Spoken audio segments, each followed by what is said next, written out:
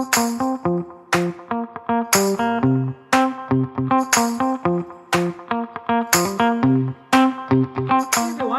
welcome back to our reading of Success Through Positive Mental Attitude. I'm about to start chapter 3, which looks to be about 10 to 15 pages long. Again, I will do my best to read fast but clearly so that this doesn't take super long. Again, I have a client coming in a little bit, or in about half an hour, so I got a timeline for myself, but without further ado, we're just going to go right into it. The name of the chapter is Clear the Cobwebs from Your Thinking. You are what you think, but what do you think? How orderly are your thought processes? How straight is your thinking? And how clean are your thoughts?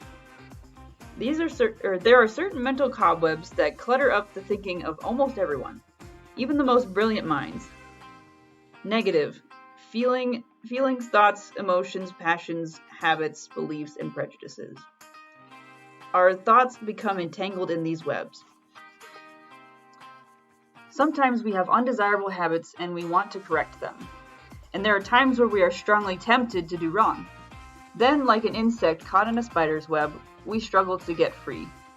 Our conscious will is in conflict with our imagination and the will of our subconscious mind. The more we struggle, the more we become entrapped. Some persons give up and experience the mental conflicts of a living hell. Others learned how to tap and use the powers of the subconscious through the conscious mind. They are victorious. And Success Through a Positive Mental Attitude teaches you how to tap and use these powers.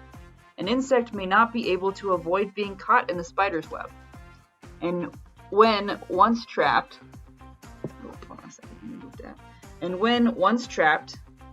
it is unable to free itself. There is one thing, however, over which each person has absolute inherent control, and that is his mental attitude. We can avoid mental cobwebs, we can clear them, and we can sweep them away as they begin to develop. We can free ourselves when once enmeshed. We can remain free. You do this by accurate thinking with PMA. Accurate thinking is one of the 17 success principles revealed in Success Through a Positive Mental Attitude. To think accurately, you must use reason. The science of reasoning or accurate thinking is called logic. One can learn it from books written specifically on this subject, such as The Art of Clear Thinking by Rudolf Flesch, Your Most Enchanted Listener by Wendell Johnson, Introduction to Logic by Irving Copey, and The Art of Straight Thinking by Edwin Leavitt Clark. These books can be of immense practical help. But we don't act from reason alone. An action based on common sense is the result of more than just reason. It depends upon habits of thought and action, intuitions, experiences, and other influences such as tendencies and environment. One of the cobwebs of our thinking is to assume that we act from reason alone, when in reality every conscious act is the result of doing what we want to do. We make decisions. There is a tendency, when reasoning, to draw conclusions favorable to the strong inner urges of our subconscious mind.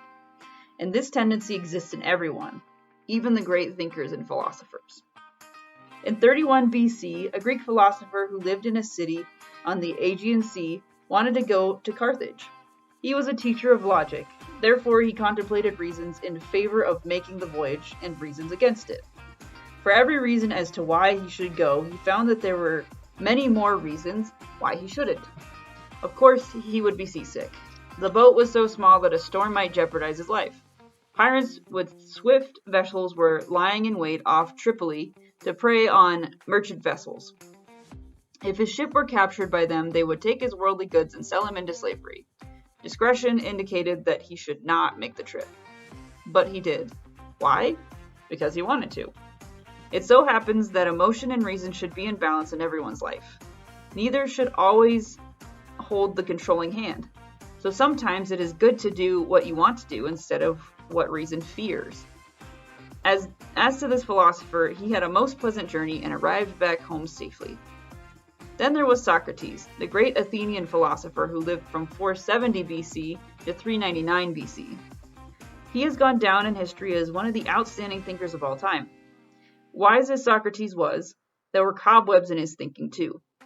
As a young man, Socrates fell in love with Xanthippe, or Xanthippe. Not sure how to pronounce that. She was very beautiful. He wasn't good looking, but he was persuasive. Persuasive individuals seem to have the ability to get what they want. Socrates was successful in persuading Xanthippe to marry him. Are you seeing only the mote in the other fellow's eye? After the honeymoon was over, things didn't go so well at his house. His wife began to see his faults, and he saw hers. He was motivated by egoism. He was selfish. She was always nagging him. Socrates reportedly said, "My aim in life is to get on well with people. I chose Xanthippe because I knew if I could get on well with her, I could get along with anyone." That is what he said. But his actions disproved his words. It is questionable that he tried to get on well with more than a few. When you always try to prove to persons whom you meet that they are wrong, you repel rather than attract, as Socrates did. Yet he said that he endured Xanthippe's nagging for his own personal self-discipline. But he would have developed real self-discipline if he had tried to understand his wife and to influence her through the same considered attentions and expressions of love that he used in persuading her to marry him. He didn't see the beam in his own eye, but he saw the mote in Xanthippe's eye. Of course, Xanthippe wasn't blameless either. Socrates and she were just like many husbands and wives living today. After their marriage, they neglect to continue to communicate their true feelings of affection, understanding, and love to each other. They neglect to continue to employ the same pleasing personalities and mental attitudes that made their courtship just a happy experience. Negligence is a cobweb too. Now, Socrates didn't read success through a positive mental attitude.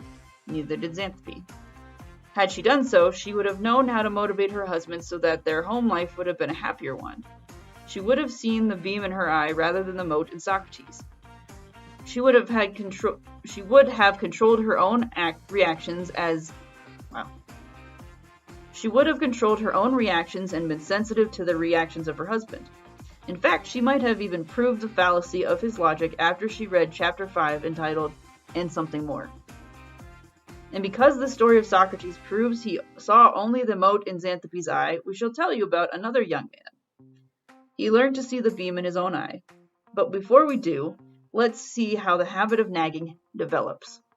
You see, when you know the cause of a problem, you can often avoid it, or you can find your own solution to that problem if you already have it. S.I. Hayakawa in Language in Thought and Action wrote, "In order to cure what she believes to be her husband's fault, a wife may nag him. His faults get worse, so she nags him some more. Naturally, his faults get worse still, and she nags him even more. Governed by a fixated reaction to the problem of her husband's fault, she can meet it only one way. The longer she continues, the worse it gets. Until they are both nervous wrecks, their marriage is destroyed and their lives are shattered." Now, what about the young man? It was the first evening of PMA Science Success class when he asked, "Why are you taking this course?" "Because of my wife," he responded. Many of the students laughed, but not the instructor. He knew from experience that there are many unhappy homes when husband or wife sees the other faults, but not his or her own. He restored happiness to his home. It was 4 weeks later, in a private conference, that the instructor asked the student, "How are you coming along with your problem?" "It's solved." "That's wonderful, but how did you solve it?" "I learned, when I am faced with a problem that involves misunderstandings of other persons, I must first start with myself.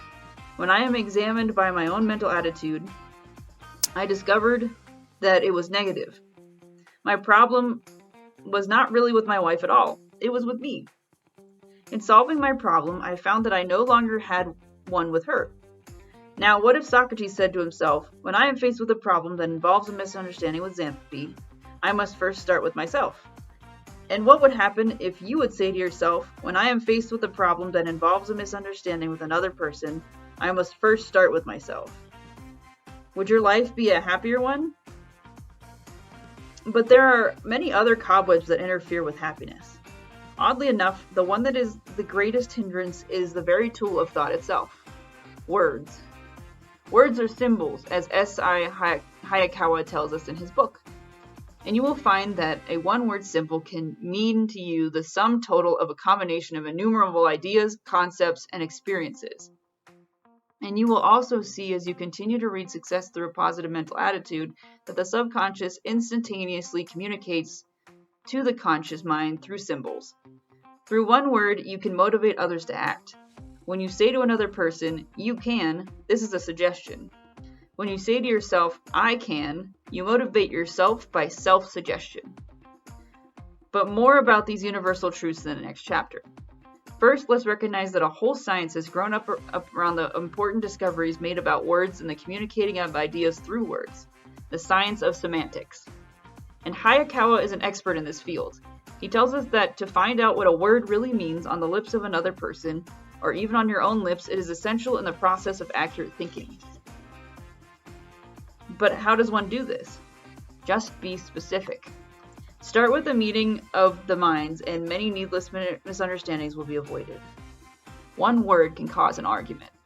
The uncle of a 9-year-old boy was visiting in the home of the boy's parents. One evening when the father came home, the following dialogue developed. "What do you think of a boy that lies?" "I don't think very much of him, and I know one thing certain. My son tells the truth." "Well, he told a lie today." "Son, did you tell your uncle a lie?" "No, father." "Let's clear this up. Your uncle says you lied. You said you didn't. Just exactly what did happen?" He asked, turning to the uncle. "Well, I told him to take his toys down to the basement. He didn't do it, and he told me that he did." "Son, did you take your toys to the basement?" "Yes, father." "Son, how do you explain this? Your uncle says that you didn't take your toys to the basement, and you say that you did." "There are several steps leading from the first floor down to the basement. About 4 steps down is a window. I put my toys on the windowsill. The basement is the distance between the floor and the ceiling. My toys are in the basement." The argument between the uncle and his nephew was due to the definition of one word, basement. The boy probably knew what his uncle meant, but he was lazy and didn't want to run all the way downstairs. When he was faced with punishment, the boy tried to save himself by using logic to prove his point. Now this may be intriguing, but more motivating will be the story of a young man who didn't know what the most important word symbol in any language means. And what is the most important word in any language? That word is God. Not so long ago, a student from Columbia University called on the Reverend Harry Emerson Fosdick, minister emeritus of the Riverside Church of New York City. The student had hardly gotten through the door before he said, "I am an atheist." When he sat down, he repeated defiantly, "I don't believe in God." Let's start with the meeting of the minds. Now, fortunately, Dr. Fosdick was also an expert in the field of semantics. He knew from long experience that he could never really communicate with another person unless he understood exactly what that person meant by the words he used. He also knew that it was necessary for the other person to comprehend his meaning. So instead of taking offense at the student's brash remark, Dr. Fosdick expressed a genuinely friendly interest in him and then asked, "Please describe to me the God you do not believe in." The young man had to think, as everyone has to think when he is asked a question that doesn't cause a reflex yes or no answer. Dr. Fosdick knew that the right question could sweep through strong cobwebs of negative thinking out of the youth's mind. After a little while, the student began to try and describe the God he didn't believe in. In doing so, he gave the minister a very clear picture of the God he rejected. "Well," said Dr. Fosdick when the student had finished, "if that is the God you don't believe in, I don't believe in him either.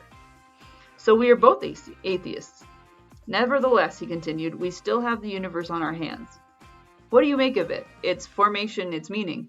Before the young man left Dr. Fosdick, he discovered that he was not an atheist at all, but a very good theist. He did believe in God. Now, Dr. Fosdick had not been thrown by the undefined use of a word. In this instance, he helped sweep away the cobwebs of the young man's thinking by asking questions. The simple, clear response as to what the young man didn't believe in was enough to allow a meeting of the minds. The second question directed the youth's thoughts into the proper channels, and it gave Dr. Fosdick an opportunity to explain his meaning of the universal God. As we have seen, the student reached 2 entirely different conclusions. Each was based on a different premise. Cobwebs will interfere with accurate thinking and cause you to reach a wrong conclusion when you start with a false premise. W. Clement Stone had an amusing experience with this, which he describes as follows. As a boy, I enjoyed eating frog legs. One day, at a restaurant, I was served jumbo frog legs and didn't like them. Then and there, I decided that I didn't like large frog legs. Some years later, I was at a quality restaurant in Louisville, Kentucky, and saw frog legs on the menu. My conversation with the waiter was as follows. Are these small frog legs? Yes, sir. Are you sure? I don't like the large ones. Yes, sir. If they're the small ones, that'll be fine for me. Yes, sir. When the waiter brought the entree, I saw that they were jumbo frog legs. I was irritated and said, These aren't the small frog legs. These are the smallest ones we could find, sir, the waiter responded.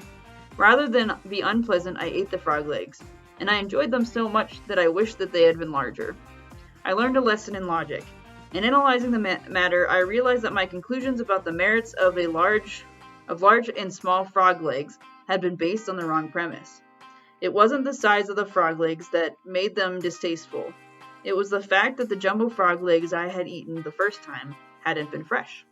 I had associated my distaste for jumbo frog legs with the size rather than the spoilage. Now we see that cobwebs prevent accurate thinking when we start with the wrong premise. So many persons think inaccurately when they allow all-embracing word symbols to clutter up their minds with false premises. Such words or expressions as always, only, never, nothing, everything, everyone, no one, can't, impossible, either, or are most frequently false premises. Consequently, when they are so used, their logical conclusions are false. Necessity plus PMA can motivate you to succeed. Now, there is one word which, when used with PMA, motivates a person to honorable achievement. When used with NMA, it becomes the excuse for lies, deception, and fraud. Necessity is the word. Necessity is the mother of invention and the father of crime. Inviolable standards of integrity are fundamental to all worthwhile achievement and are an integral part of PMA. You will read many success stories throughout this book in which persons are motivated by necessity, and in each case, you'll find that such persons achieved success without transgressing an inviolable standard of integrity. Lee Braxton is such a man. Lee Braxton of Whiteville, North Carolina, was the son of a struggling blacksmith. He was the 10th child in a family of 12. So you might say, says Braxton, that I became acquainted with poverty early in life. By hard work, I managed to get through the 6th grade in school. I shined shoes, delivered groceries, sold newspapers, worked in a hosiery mill, washed automobiles, and served as a mechanic's helper. When he became a mechanic, it appeared to Lee that he had risen as far as he could go. Perhaps he had not yet developed inspirational dissatisfaction. In due course, he married, and together he and his wife scrimped along. He was used to poverty, and it now seemed to him that it was impossible for him to break the ties which held him down. Although he was poorly paid and just barely supporting his family, the Braxtons were already having a terrible time making ends meet when, to complete the picture of defeat, he lost his job. His home was about to be taken from him because he was unable to meet the mortgage payments. It seemed a hopeless situation. But Lee was a man of character. He also was a religious man, and he believed that God is always a good God. So he prayed for guidance. As if in answer to his prayer, he received the book Think and Grow Rich from a friend. This friend had lost his job and his home in the Depression, and he had been motivated to recoup his fortune after reading Think and Grow Rich. Now Lee was ready. He read the book again and again. He was searching for financial success. He said to himself, "It seems to me there is something I have to do. I have to add something. No book will do it for me. The first thing I must do is develop a positive mental attitude regarding my abilities and my opportunities. I must certainly choose a definite goal. When I do, I must aim higher than I have in the past. But I must get started. I'll begin with the first job I can find." And he looked for a job and found one. It didn't pay much to start, but it wasn't many years after he had read Think and Grow Rich that Lee Braxton organized and became president of the First National Bank of Whiteville. was elected mayor of his city, and engaged in many successful business enterprises. You see, Lee had aimed high, in fact, very high. He had taken as his major purpose the goal of being rich enough to retire at the age of 50. He achieved his goal 6 years ahead of time, retiring from active business and with substantial wealth and a fine, independent income at the age of 44. Today, Lee Braxton is leading a successful, useful life. He is devoting his entire efforts to helping Oral Roberts, the evangelist, in his ministry. Now, the jobs that he took and the investments he made in climbing from failure to success are not important here. What is important is that necessity motivates a man with PMA to action without transgressing recognized inviolable standards. An honest man won't deceive, cheat, or steal because of necessity. Honesty is inherent in PMA. Now contrast such a man with the many thousands of persons with NMA who are imprisoned because of stealing, embezzling, or other crimes. When you ask them why they stole in the first place, their answer invariably is, "I had to." And that's how they landed in prison. They allow themselves to become dishonest because cobwebs in their thinking cause them to believe that necessity forces one to become dishonest. Some years ago, Napoleon Hill, while doing personal counseling in the prison library in the federal penitentiary at Atlanta, had several confidential talks with Al Capone. In one of these talks, the author inquired, "How did you get started in a life of crime?" Capone answered with one word, "necessity." Then tears came into his eyes and he choked up. He began to tell of some of the good things he had done, which the newspapers had never mentioned. Of course, these seem insignificant compared to the evil that is attributed to his name. That unfortunate man wasted his life, destroyed his peace of mind, undermined his physical body with deadly disease, and spread fear and disaster in the path he followed. All because he never learned to clear the cobwebs of his thinking regarding necessity. And when Capone told of his good deeds, which he implied offset to some great degree the wrongs he had done, he clearly indicated another cobweb which was preventing him from thinking accurately. While a man can neutralize the evil he has done by true repentance followed by a life of good deeds, Capone was not such a man. But there was such a man. He was a teenage problem child. Yet his mother never lost hope, even though many of her specific prayers for him seemed unanswered, and she never lost faith regardless of her son's escapades or wrongdoing. This young man became an educated, intellectual, passionate, and sensual teen-age problem child. He took pride in being first, even in evil. It is said that he disobeyed his parents and teachers, lied and deceived, committed petty thefts, cheated in gambling, indulged in alcoholic and sexual excesses. Yet because of his mother's constant and earnest pleas to him to mend his ways, he struggled to find himself even before he reached the lowest point in his moral life. Sometimes he was filled with shame by the knowledge that men with less education were able to resist temptations which he thought he was powerless to resist. And because he was educated, and because he was searching, he studied the Bible and other inspirational books of his day. Even so, he lost many battles with himself. And then one day, he won the battle that turned the tide to personal victory. This is what happens when a person keeps trying. It was during a period of remorse, when he was overcome with self-condemnation, that he overheard a conversation in which one voice said, "Take up and read." He reached for the nearest book, opened it, and read, "Let us walk honestly, as in the day, not in rioting and drunkenness, not in chambering and wantonness, not in strife and envying, but put ye on the Lord Jesus Christ, and make not provision for the flesh to fulfill the lusts thereof." It often happens. After a person suffers a serious defeat in personal battle with himself, he may at that point be ready. His remorse can be so emotional and sincere that he is motivated to take immediate action through perseverance, make the change that keeps him on the road to a complete victory. Now this young man was ready, and once he made his irrevocable decision, he had a peace of mind. He believed that divine power could help him overcome the sins which he had previously fought in vain, and he developed a deep spirituality. His subsequent life proved this by results. The young man devoted himself to God and the service of his fellow men. It is because of what he had been and what he became that he is considered a man who has had a most powerful influence in giving hope even to the hopeless. Augustine was his name, and he was made a saint. It is well known that the power of the Bible has been instrumental in changing even the attitudes of human derelicts from negative to positive.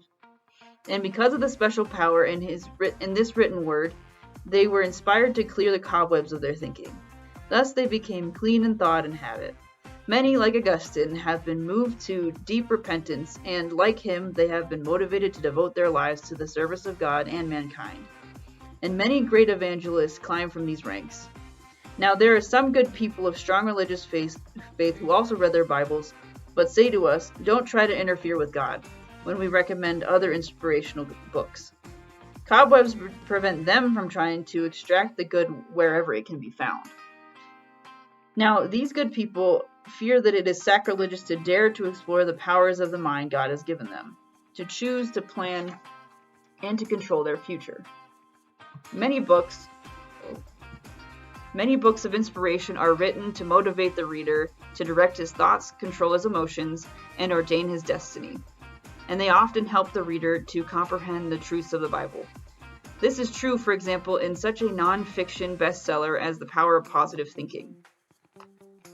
In his book, Norman Vincent Peale endeavors to motivate the reader to better himself. To do so, he quotes directly from the good book in which such people do believe. Some of the quotation Dr. Peale uses, and which it would be wise to memorize, are, "As he thinketh in his heart, so is he. If thou canst believe, all things are possible to him that believeth. Lord, I believe. Help thou mine unbelief. According to your faith be it unto you. Faith without works is dead. What things soever ye desire, when ye pray, believe that ye receive them, and ye shall have them.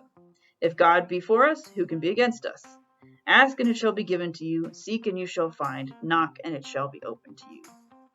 You have just seen several mental cobwebs, as we have pointed them out to you.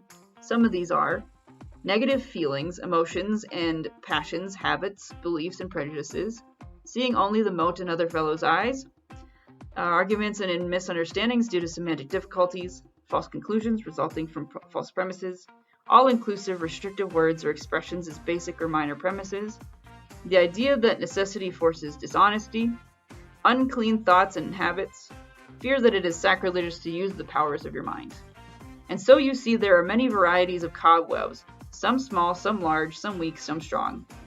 Yet if you make an additional listing of your own and then examine the strands of each cobweb closely, you will find that they are all spun by NMA. And when you think about it for a while, you will see that the strongest cobweb spun by NMA is a cobweb of inertia. Inertia causes you to do nothing, or if you are moving in the wrong direction, keeps you from resisting or stopping. You go on and on. Ignorance is the result of inertia. That which seems illogical to the person who is ignorant of the facts or know-how may be illogical to the man who does know. When you make decisions because you refuse to keep an open mind and learn the truth, that is ignorance. Where did it go? And NMA keeps alive and grows fat on ignorance. Eliminate it. Success through a positive mental attitude indicates clearly how you can eliminate it. The man with PMA may not know the facts or have the know-how. He may not understand, yet he recognizes the basic premise that truth is truth and is not false regardless of his lack of knowledge or understanding. He therefore endeavors to keep his mind and to learn. He must base his conclusions on what he does know, yet be prepared to change them when he becomes more enlightened. Will you dare to clear the cobwebs from your thinking? If your answer is yes, then let pilot number 3 guide you as you move forward to chapter 4. You will be ready to see with an open mind. You will be ready to explore the powers of your mind, and when you do, your exploration will lead you to a great discovery. But only you can make it for yourself.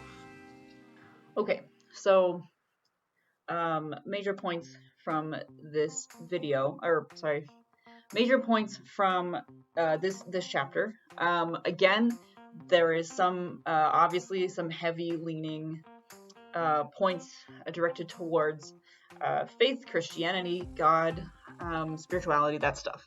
As I said before, obviously, if you are not into religion, you're either an atheist or just don't care, definitely replace that with whatever you think is important.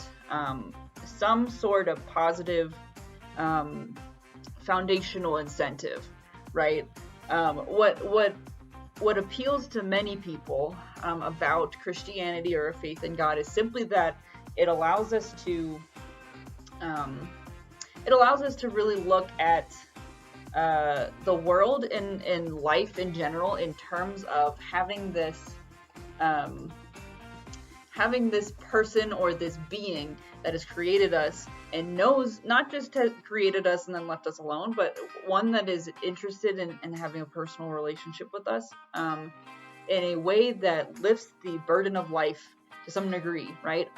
Because not only, like I said, not only did he create us, but there is because there's a relationship with us, and there's also an interest in walking through life with us. As somebody who created the life, as Christians believe, God created God created all of us and everything around us, right? And because he knows all of us and everything so intimately and so well because he created us, then he is the prime person or being to speak to leave your burdens with, so to speak, because he understands, right? And so the idea of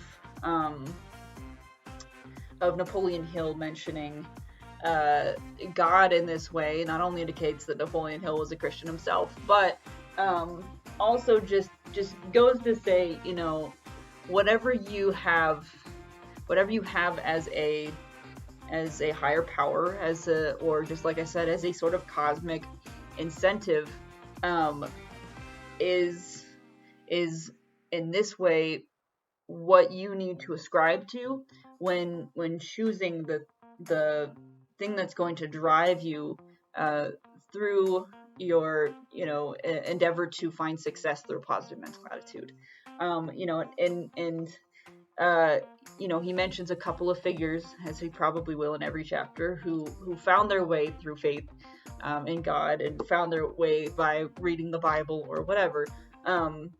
Please know, even though it is one of the top most influential books in history, probably, you can find things of value in other books that aren't the Bible, right? Like I said, especially if you're not a theist, right? If you're not someone who believes in a greater being. So there is value from this chapter still. And if you are Christian, please know another thing, and I think Napoleon Hill does a relatively good job of pointing this out too, is that there is a lot of value in prayer, in meditation, in seeking out God in a way that strengthens you and allows you to propel yourself forward in life. However, when it comes to positive mental attitude, what he says here, and I think he says it pretty well, that just because God is a being that can help you in terms of, like I said, kind of helping you process life and things, and ascribing to him as a caregiver, as a creator who is interested in your well-being, it is also necessary to not just lean on him to do all the heavy work, right? Because the truth is, God gave us the brains that we have for a reason, right? God gave us these the ability to overcome suffering with what we have in us, right? Through intercession or through prayer to him, of course, but also, again, like if we were created to be completely helpless, without giving every last bit of responsibility of our lives to God, then we wouldn't grow as a species, right? We wouldn't be able to develop ways to conquer more things as a species. It's the idea of or the theory of enabling things, right? If you're raising kids and you soften every single thing about their lives, they will not be strong individuals. They just won't. And you'll be essentially kind of shooting them in the foot, right? You'll be setting them up for failure in the future. If you try too hard to protect them from making mistakes as kids, they're never going to learn anything, right? They're going to be adults that are like just unable to make decisions for themselves because they're afraid of making mistakes, or they'll be the adults that just make mistakes all the time and never learn from them, right? It's the exact same idea with God, particularly, and I think that's one of Napoleon Hill's main points. And I actually want to look back at how he said it, because I really actually particularly like the way that he put it.